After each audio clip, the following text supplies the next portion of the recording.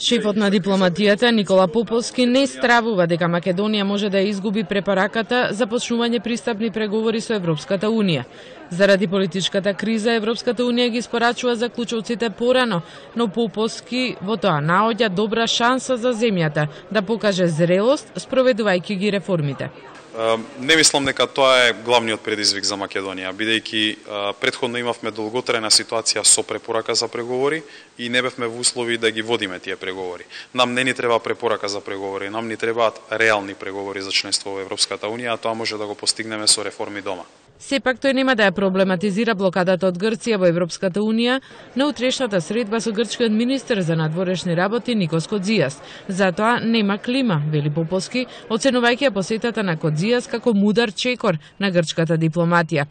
Но затоа двајцата министри ќе објават мерки за градење доверба. Многу сме далеко од решение за името, но тоа не би требало да не спречи во градење на подобра, попозитивна клима помеѓу двете земји, од која крајниот бенефит би го имале граѓаните. Кодзијас е првиот грчки министер за надворешни работи кој по една деценија доаѓа во билатерална посета на Македонија, каде што ја започнува својата балканска турнеја. Тој во Скопје ќе се сретне со целиот државен врв, а ќе има средби со лидерите на СДСМ, ДУИ и ДП.